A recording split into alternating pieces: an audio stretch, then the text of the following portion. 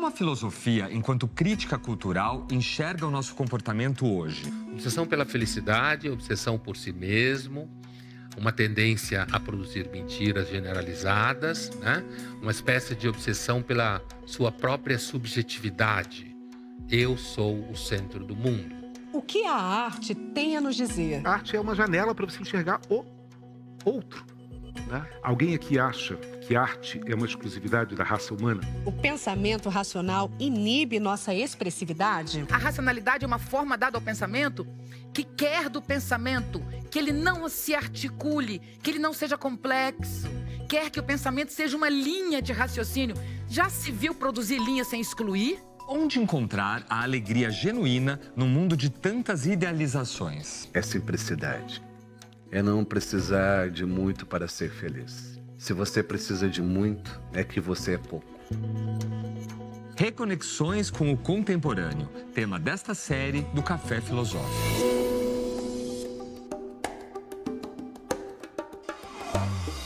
O que define o mundo hoje? Quais são as marcas que o nosso tempo, que nós vamos deixar na história? O quanto somos autores e o quanto somos vítimas do nosso tempo e seus valores culturais. Ao longo dos séculos, a filosofia sempre trouxe questionamentos sobre a forma como entendemos a verdade, a felicidade, o amor, sobre como vivenciamos o trabalho, a família, a amizade. Hoje, a filosofia segue em sua vocação e entra no nosso dia a dia, nos provocando a pensar sobre as complexidades e incertezas deste tempo presente. A nossa pauta hoje é falar um pouco da relação entre filosofia e cultura. A cultura, vou começar por aí, não vou tentar definir filosofia, porque a gente ia ficar aqui anos tentando fazer isso, mas cultura já é um conceito que mais ou menos a gente consegue cercá-lo filosoficamente. Eu vou começar fazendo esse tipo de limite, né?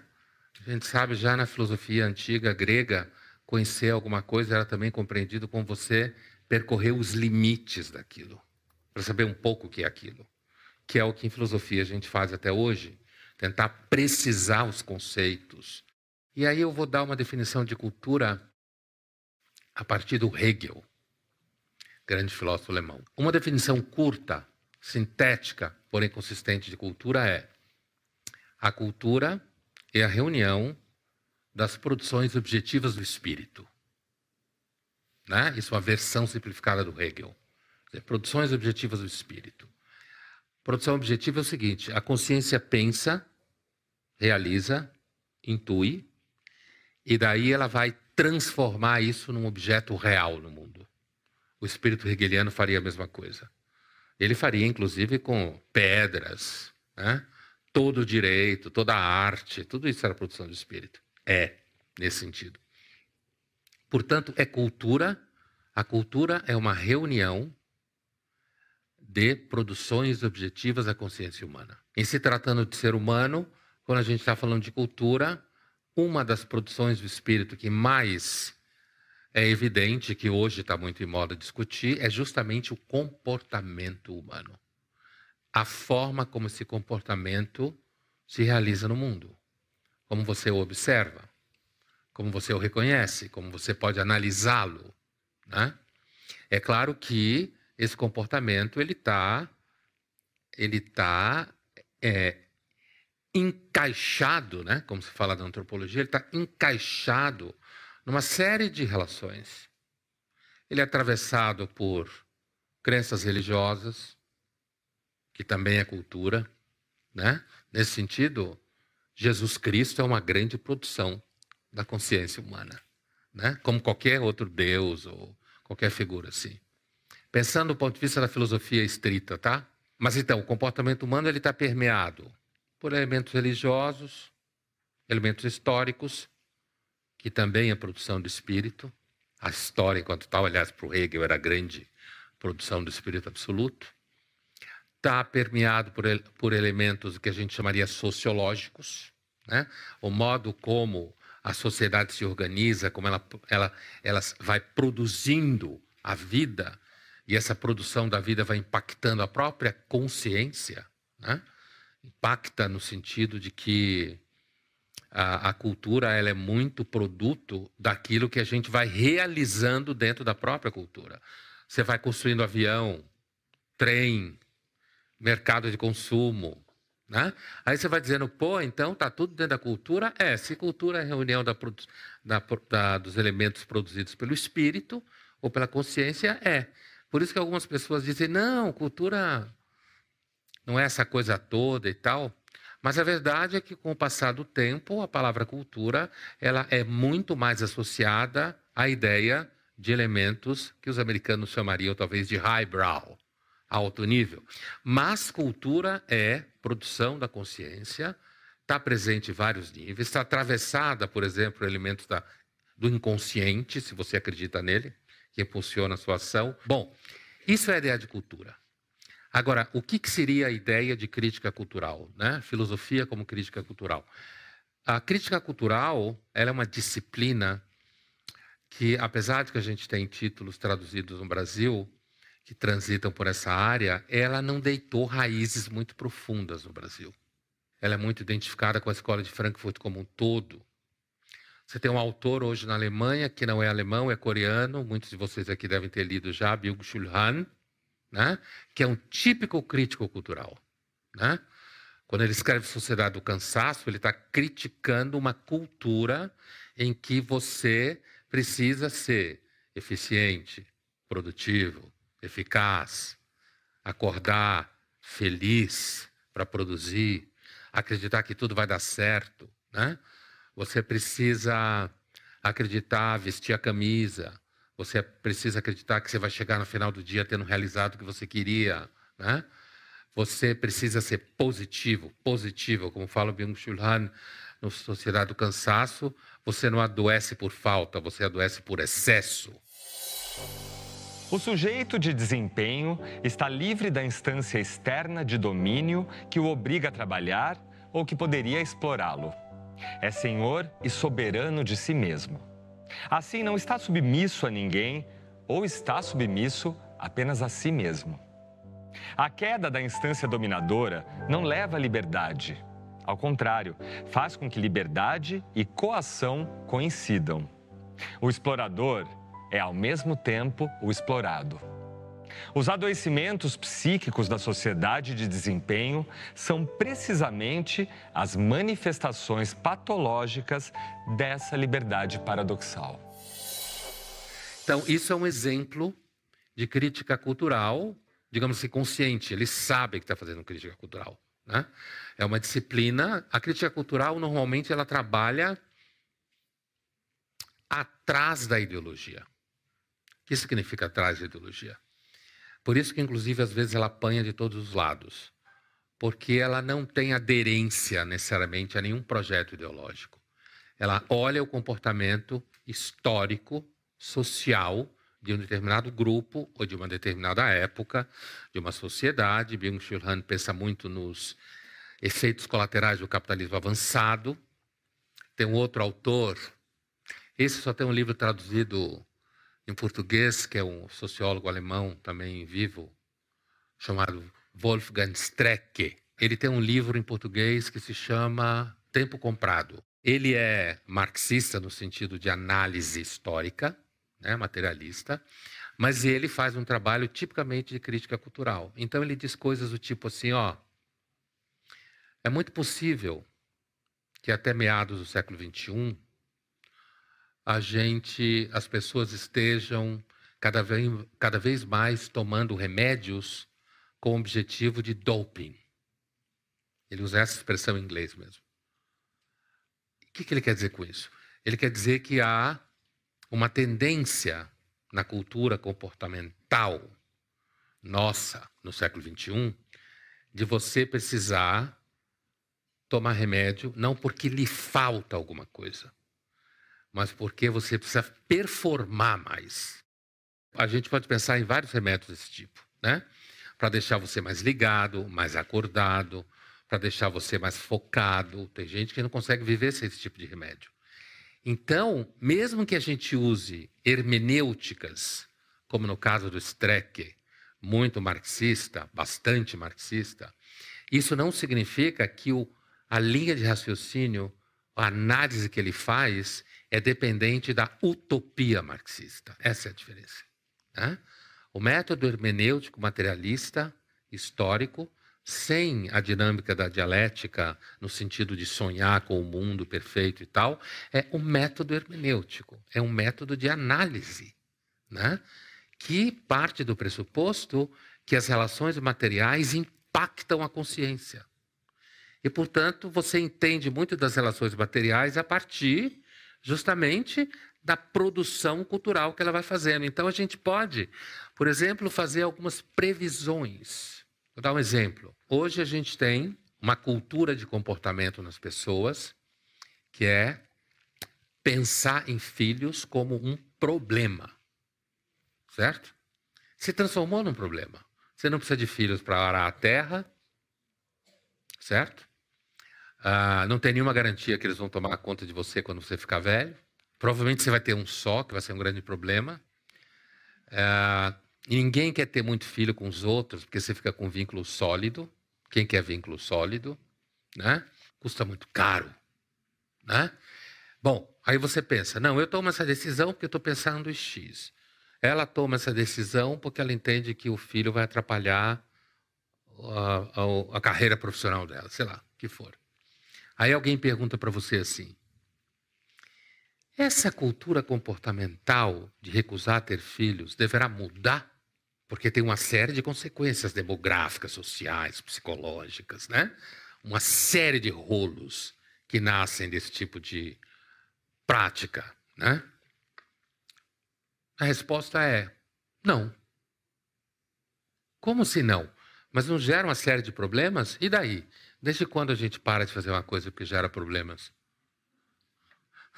A nossa espécie, aliás, tem uma das suas características, é gerar problemas. Né? Então, mas por que a gente pode dizer, sem ter uma bola de cristal na frente, que provavelmente esse comportamento não vai mudar? Porque esse comportamento tem marcadores materiais concretos que estão ligados ao modo de vida. Estão ligados a objetivos concretos das pessoas. Estão ligados ao modo como a sociedade se organiza. Por exemplo, ela é cada vez mais contenciosa. Certo? Tudo cai na dimensão, quase tudo cai na dimensão do que é judicial. Você conhece a frase mais comum do Brasil do que eu vou te processar nos últimos tempos? Não é uma questão da cultura brasileira, é uma questão da cultura contemporânea. E isso não vai mudar, porque as pessoas não vão passar, de repente, a deixar de ver filho como gasto, como ônus, como sólido demais, como vínculo que você não desfaz, como pepino, como grana que gasta, pensão, briga, advogado, juiz, dá até canseira. Né? Não vai deixar de pensar no filho como alguma coisa que vai fazer você perder o emprego, no caso da mulher. Né? Ou sair fora do mercado de trabalho durante o tempo. Ou não fazer isso e alguém jogar na sua cara que você é uma péssima mãe. Certo?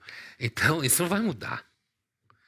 Portanto, não há nada que prove que vai mudar esse tipo de comportamento. É assim que a gente aprende a pensar, mais ou menos, no que será o futuro próximo.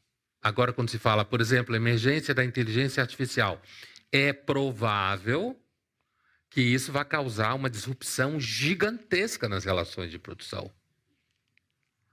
Vai causar uma disrupção gigantesca na produção de informação. A mentira, que é uma coisa que a nossa cultura adora, ela vai atingir níveis objetivos gigantescos. Porque nós somos uma espécie que a gente gosta de mentir a favor daquilo que a gente gosta. Uma das marcas da nossa cultura contemporânea é uma tendência à mentira. Por quê? Porque tudo está à venda. No próximo bloco... Todo mundo correndo de um lado para o outro para construir sua vida, todo mundo querendo ter a vida nas próprias mãos, você acaba lidando com produções da inteligência simples. Você não tem tempo para lidar aquilo que o Hegel chamava de paciência do conceito.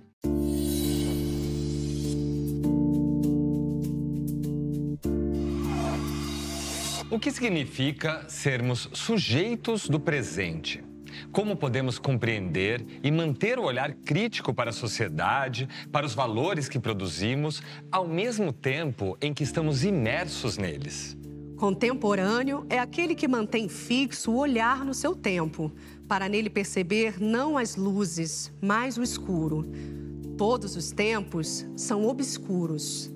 Contemporâneo é justamente aquele que sabe ver essa obscuridade, que é capaz de escrever mergulhando a pena nas trevas do presente. Então a gente chega em alguns elementos que eu acho que são super marcadores da nossa cultura contemporânea, e não só hoje, no século XXI. Uma certa tendência à mentira, e a outra é uma obsessão pela felicidade, né?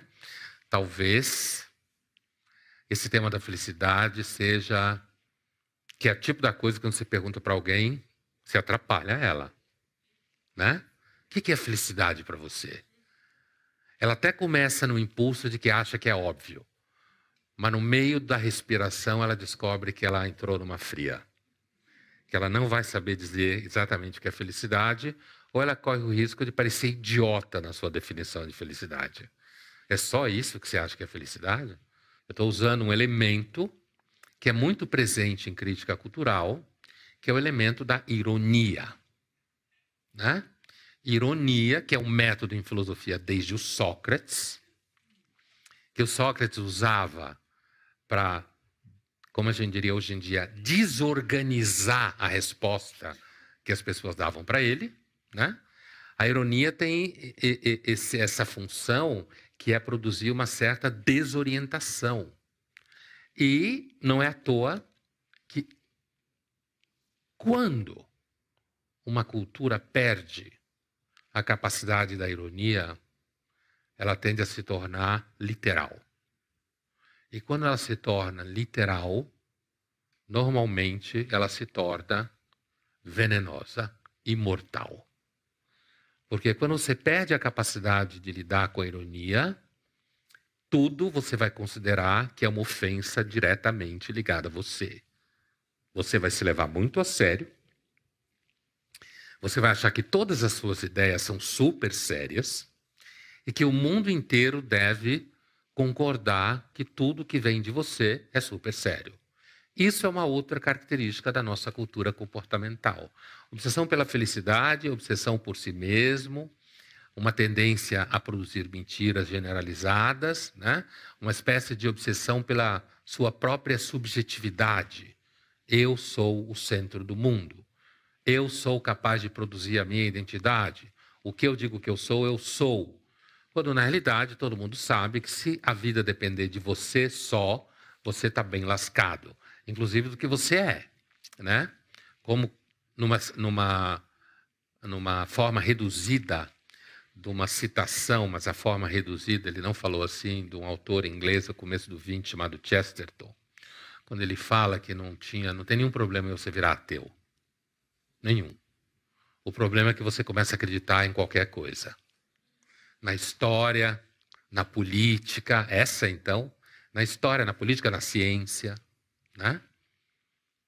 Eu costumo acrescentar, você começa a acreditar em si mesmo, você começa a se levar muito a sério, achar que as suas ideias são as ideias melhores do mundo, no sentido que são as mais corretas. É a mesma coisa que você perguntar para alguém, você acha que você é uma pessoa boa? É muito provável que grande parte de nós responda, evidentemente, acho que sim. O que provavelmente é uma mentira. Porque quando uma das características do debate ético, que hoje está muito na moda na nossa cultura, né, inclusive empresarial, é o fato de que as virtudes são normalmente reconhecidas pelos outros. Você não pode falar da sua própria virtude. E uma das áreas onde a gente tem mentido muito é justamente na área das discussões éticas. Todo mundo hoje é super ético, todas as empresas são super éticas, está todo mundo preocupado com ética, apesar de que o mundo está indo para o saco.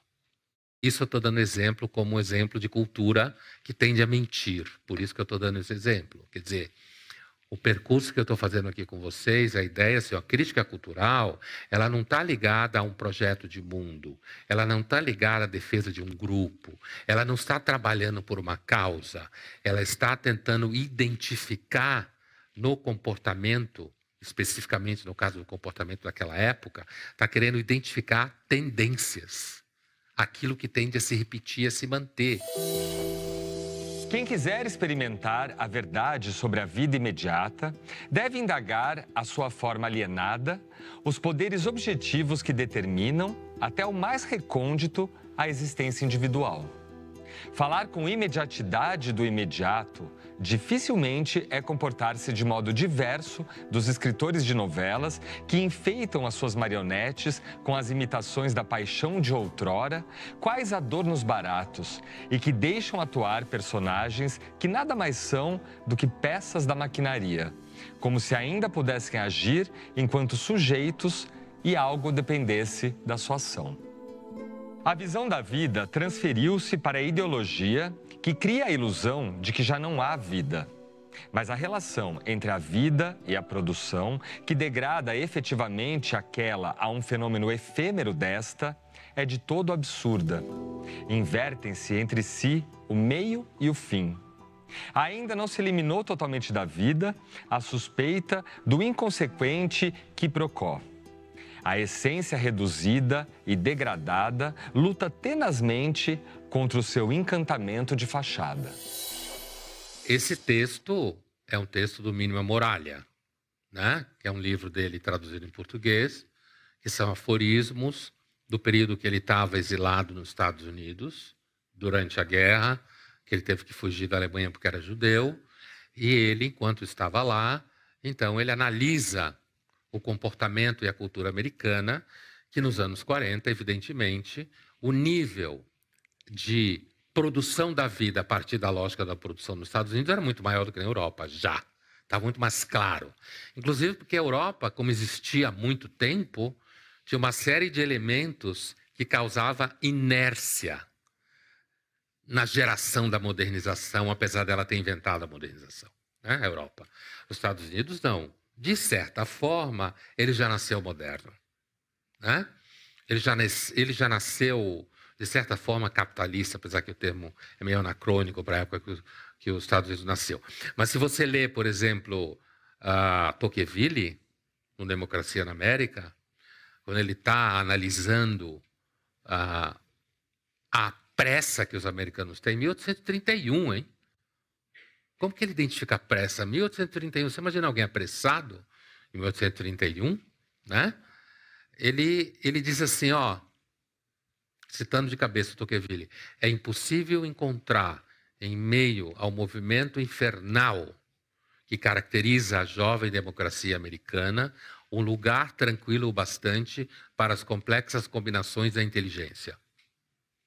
O que ele está dizendo? Ele está dizendo que em meio ao movimento infernal da democracia americana, todo mundo correndo de um lado para o outro para construir sua vida, todo mundo querendo ter a vida nas próprias mãos, você acaba lidando com produções da inteligência simples. Você não tem tempo para lidar aquilo que o Hegel chamava de paciência do conceito. Aquela lentidão que o pensamento exige. Afinal de contas, o próprio Hegel dizia que a filosofia, sendo ela representada pela coruja, ave de Atenas, deusa da sabedoria, só levanta voo ao entardecer. Quer dizer, não é alguma coisa que você consegue fazer no espaço de tempo curto. Exige tempo. Voltando para o texto do Adorno, o que o Adorno está vendo na América um pouco mais de 100 anos depois que o Tocqueville foi lá, né? Ele está vendo que ali a vida já se transformou numa espécie de realidade vazia que é arrastada pela produção. E esse mecanismo atinge os níveis mais recônditos daquilo que se chama vida subjetiva, né? Os níveis mais recônditos. Aquilo, quando você, por exemplo, está lá pensando no exemplo que eu dei aqui, eu quero ter filho ou não quero ter filho, que é uma decisão tanto pessoal, que tem a ver com sua vida, com o que você pensa no futuro, sei lá o quê.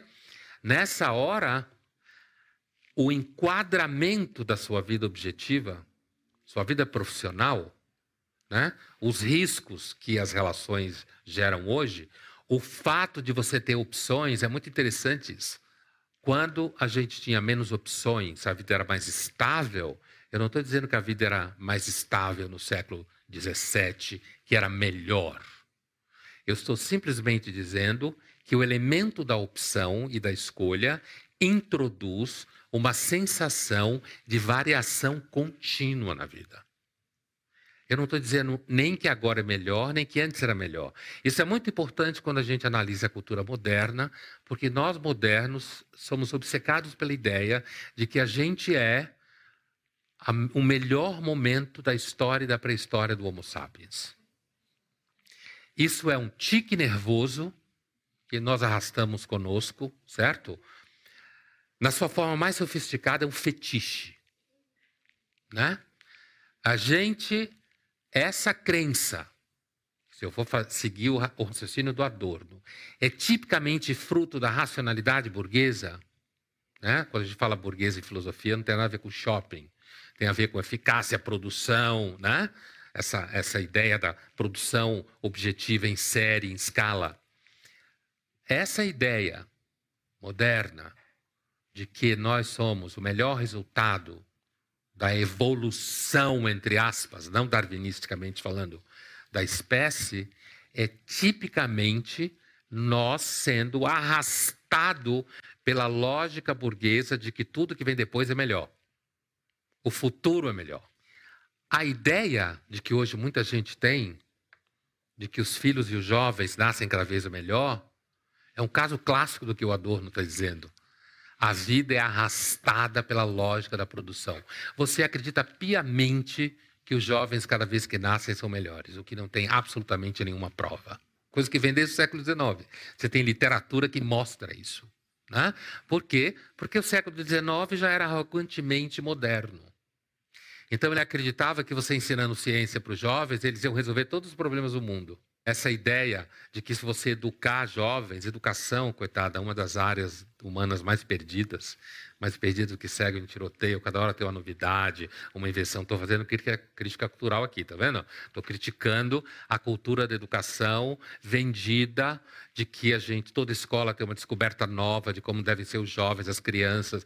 Nós vamos criar crianças que serão uma mistura do Einstein com a Greta Thunberg, alguma coisa assim, e ao mesmo tempo uma pitada de Steve Jobs, assim, né?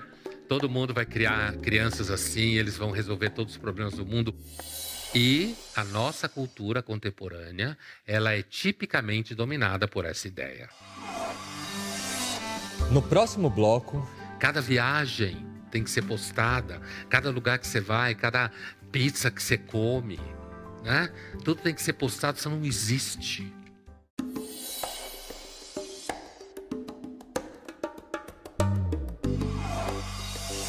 No nosso tempo, o direito à felicidade parece ter se transformado numa obrigação.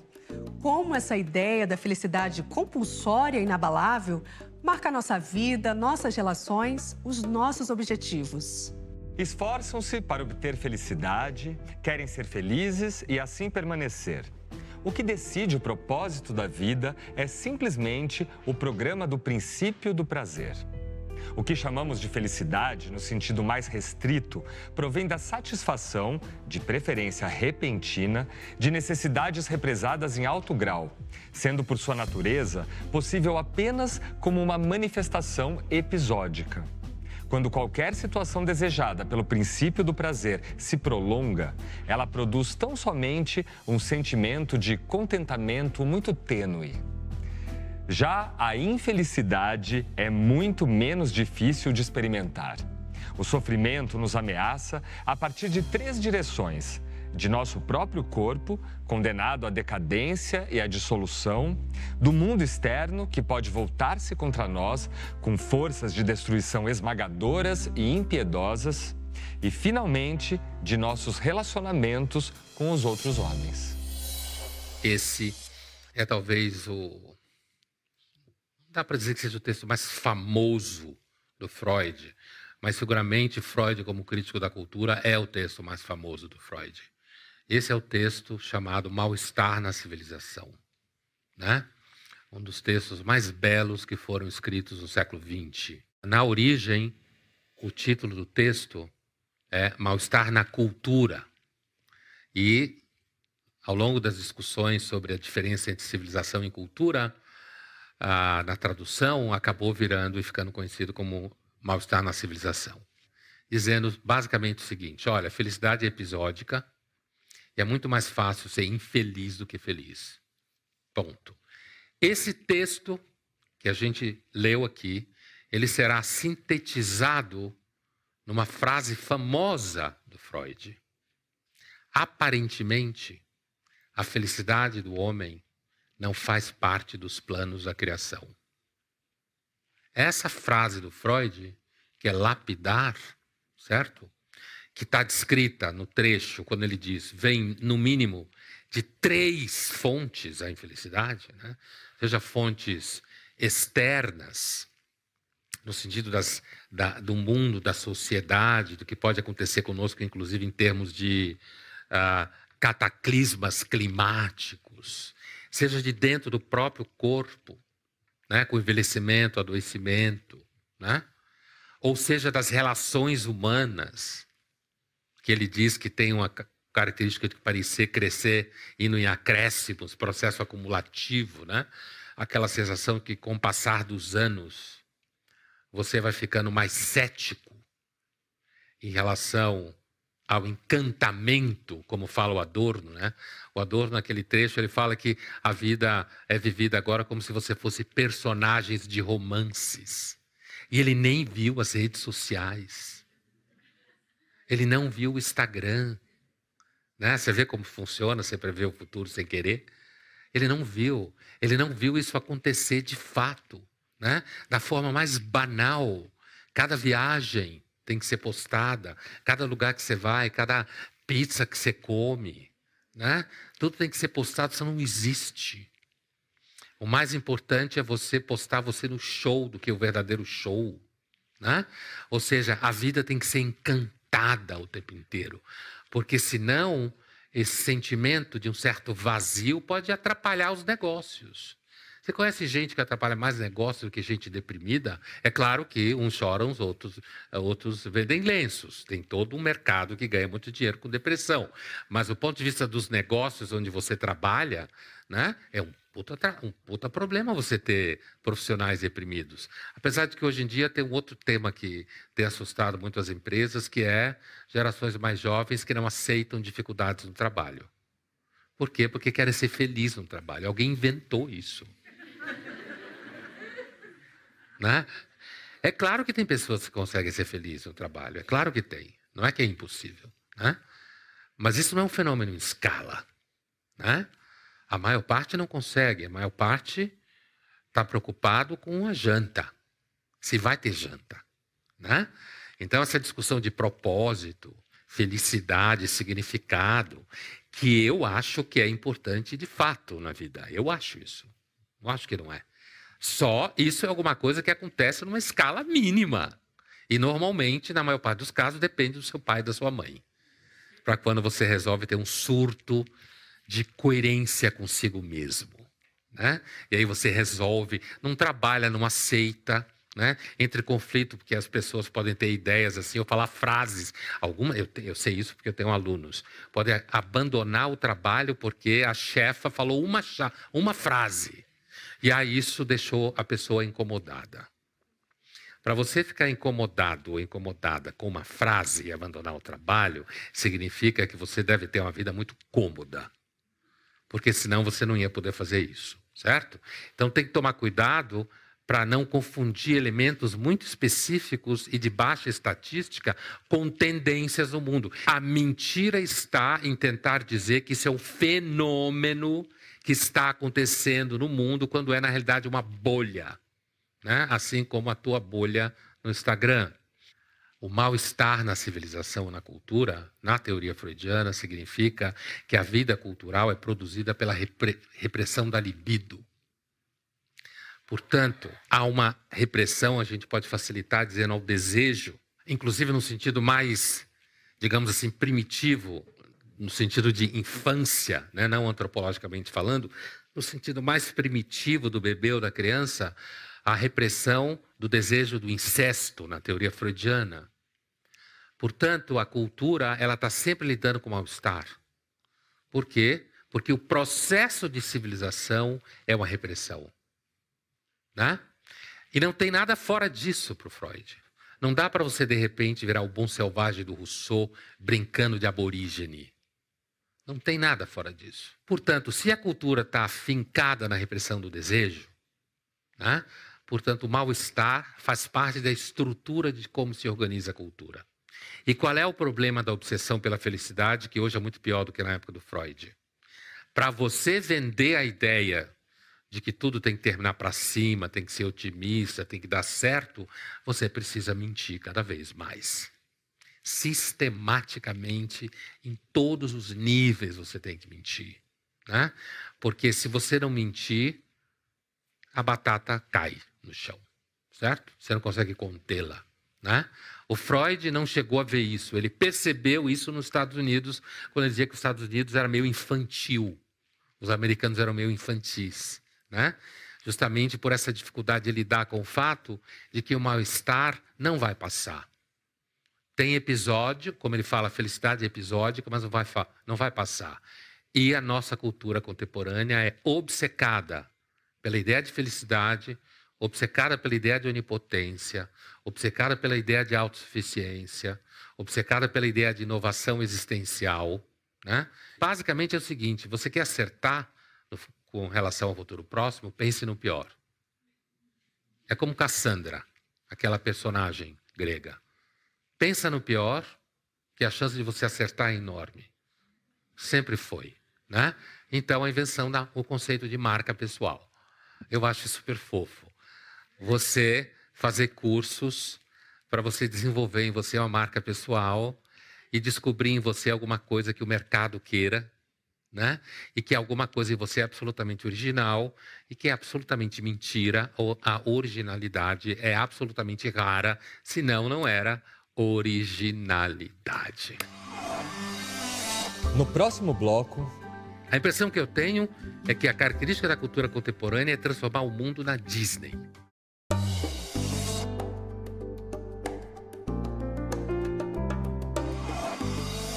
A tecnologia, a velocidade da comunicação, o volume de informação, sem dúvida, são marcas do contemporâneo. vivemos e imortalizamos nossa experiência através das telas de celulares, em redes que permitem nos mostrar e nos inventar. Passamos a habitar essa outra realidade, a virtual. E passamos também a questionar o tempo todo o que é real nas informações, nas imagens, nos nossos desejos. Como a filosofia pode nos guiar para a busca de uma existência autêntica nesse presente em mutação?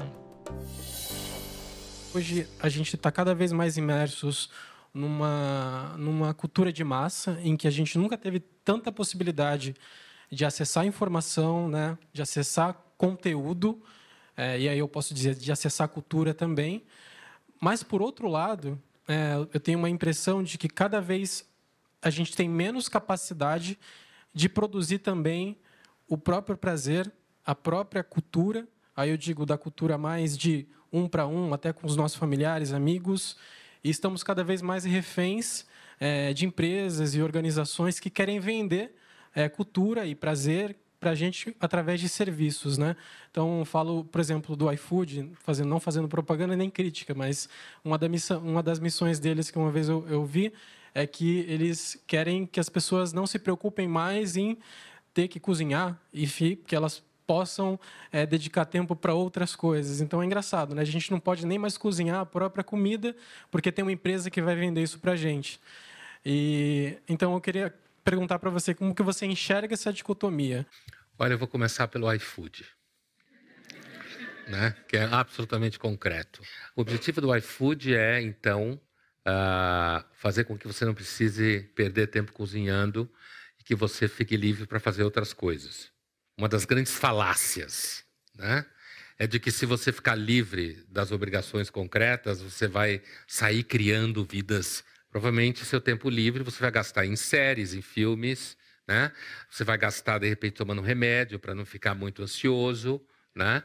Mas a ideia de que, se você não cozinhar, você então vai ser uma pessoa especial, diferente, está implícita nos valores e nos propósitos que ele citou aqui para nós. Agora, andando para trás, mais para o conceito, olha, essa ideia de que a gente acaba não conseguindo produzir, entre aspas, a nossa própria cultura, é exatamente a crítica à alienação que o Adorno está fazendo no texto, que vem da tradição marxista, né?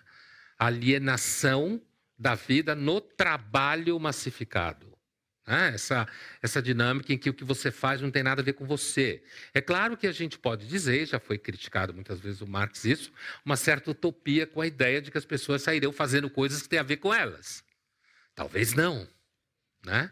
Eu não vejo absolutamente nenhuma solução no horizonte para isso que ele apresentou, tá?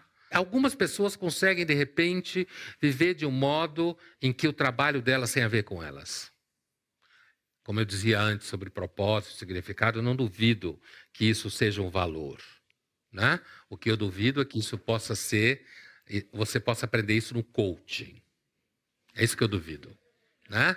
O que eu duvido é que isso possa ser vendido como método.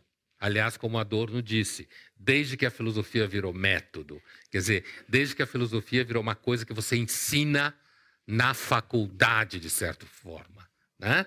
E a filosofia deixou de ser alguma coisa que estava ocupada com a vida íntegra. Alguém que sustenta a vida na sua integridade. O que significa sustentar a vida na sua integridade?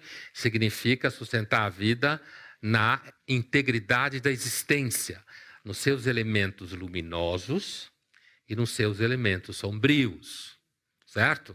A vida reta que o Adorno está falando é a vida íntegra, citando Nietzsche, né? Que é uma vida que ela não é pautada pela ideia de você o tempo inteiro querer ser feliz. Mas, eu temo, essa batalha está perdida. A nossa cultura é uma cultura que não tem praticamente nada a ver com essa ideia de vida íntegra. Eu estou falando da cultura de massa, né? É claro que você pode ter nichos onde você consiga respirar. É claro que sim, né? Mas estou falando dessa cultura de massa que ele se referiu, né? Em que a gente está preso, as empresas também vendendo para você prazer, serviços. A impressão que eu tenho é que a característica da cultura contemporânea é transformar o mundo na Disney. É tudo engraçado, divertido, pode fazer você ficar feliz, faz você acreditar. Eu acho que um dos sintomas claros desse fenômeno é tanta gente gostar de filmes de super-heróis. Certo? Quando você é criança, tudo bem. Se o Freud olhasse isso, eu dizia, falei que ia dar em regressão. Falei que ia dar em regressão, olha aí, né? O desamparo, Futuro de uma Ilusão, outro texto do Freud, Futuro de uma Ilusão, onde discute religião. A raiz da religião, desamparo. Esquecendo a religião, e ele fala da regressão, religião é uma regressão, você começa a acreditar em seres imaginários como se fosse uma criança. Aqui você começa a acreditar no Pateta, no Mickey, na Mulher Maravilha. É uma regressão do mesmo jeito, né? E, como uma criança, você decide que você vai viver como uma criança. Saudações a toda a comunidade do Café Filosófico, ao meu querido amigo Luiz Felipe Pondé. Eu gostaria de ouvi-lo a respeito do seguinte tema. De que modo a nossa cultura contemporânea, neste século XXI, nestas 2 décadas do século XXI, propiciam efetivamente uma reflexão filosófica, uma atividade filosófica, as condições para uma atividade filosófica? A questão se impõe porque há uma pressão cada vez mais forte para que toda atividade do pensamento e toda atividade intelectual seja fortemente condicionada por questões da sociedade, da sociologia, das análises das estruturas sociais, das agendas políticas. No momento em que isto se impõe, principalmente com o peso das questões das redes sociais, o que sobra para a atividade da reflexão filosófica? Que condições sobram ainda para esse tipo de pensamento? A pergunta do Wolff quase me leva a responder assim: sobra mais ou menos o que sobrou ao Sócrates, né? Que foi condenado à morte pela democracia ateniense, né? Acusado de ateísmo, acusado de perverter a juventude, na realidade acusado pelas pessoas que ele foi desmascarando ao longo da prática filosófica dele. Foi isso que aconteceu, né? Ele ia desmascarando gente que dizia que sabia o que estava falando e, na verdade, não sabia, né? É isso que é apresentado no texto do Platão, Apologia a Sócrates. É assim que é apresentado a defesa do Sócrates sobre ele mesmo. A pergunta do Wolff, ela nos remete ao que a gente poderia chamar de uma cultura filosófica, que não é a cultura de massa enquanto tal, né? A cultura filosófica compreendida como resultado objetivo do trabalho do filósofo, certo? Da produção do intelecto do filósofo, né? Que espaço teria isso no mundo da cultura acadêmica, ou seja, do que a gente pode considerar de uma cultura mais intelectual, né? Quando essa cultura está totalmente submetida à agenda política. É disso que ele está falando. Ou seja, que o pensamento, aquilo que a grande parte dos jovens aprendem na universidade, aquilo que é ensinado nas escolas, são agendas políticas e ideológicas. Qual espaço resta para uma atividade filosófica como a socrática, que hoje a gente pode pensar como crítica cultural, mas é a filosofia enquanto tal?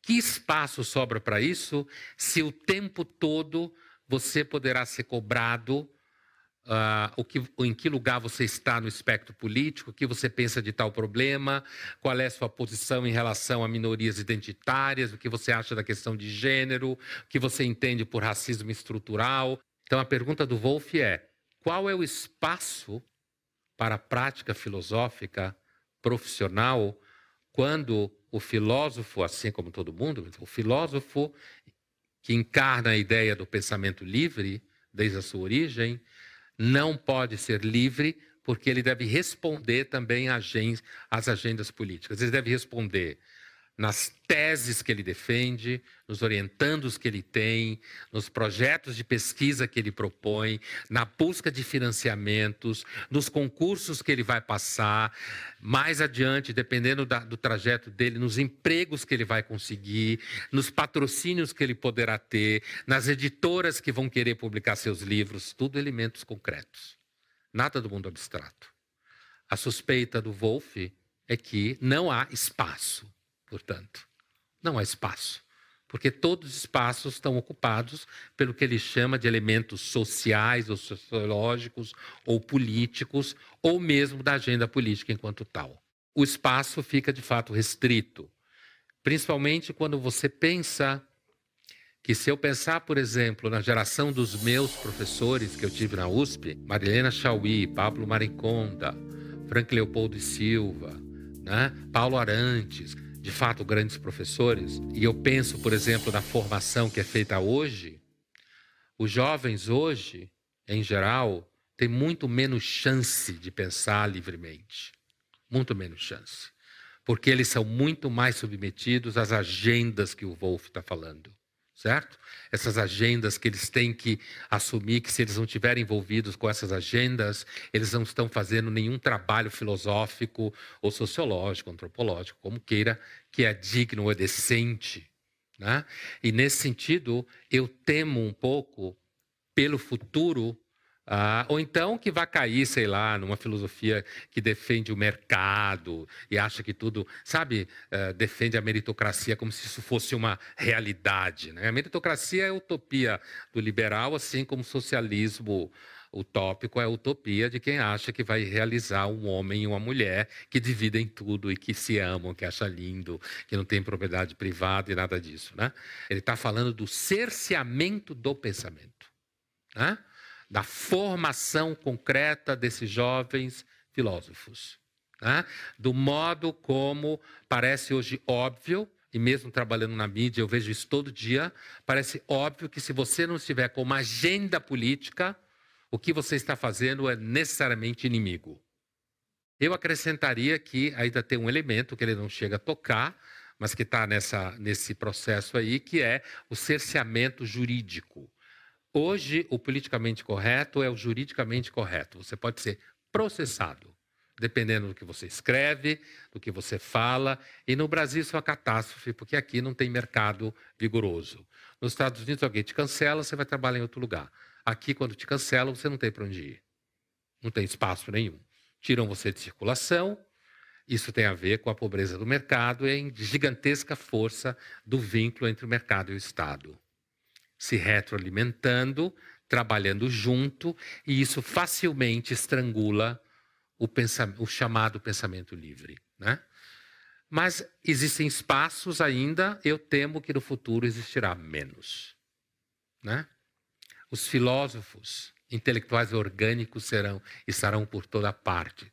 Sabe o conceito intelectual orgânico, que trabalha para uma ideologia, para um sistema, para um partido, né? A tendência é cada vez mais todos sermos intelectuais orgânicos.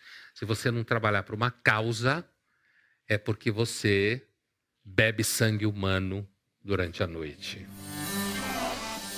Inscreva-se no canal do Café Filosófico CPFL no YouTube e siga nossas redes sociais para mais reflexões.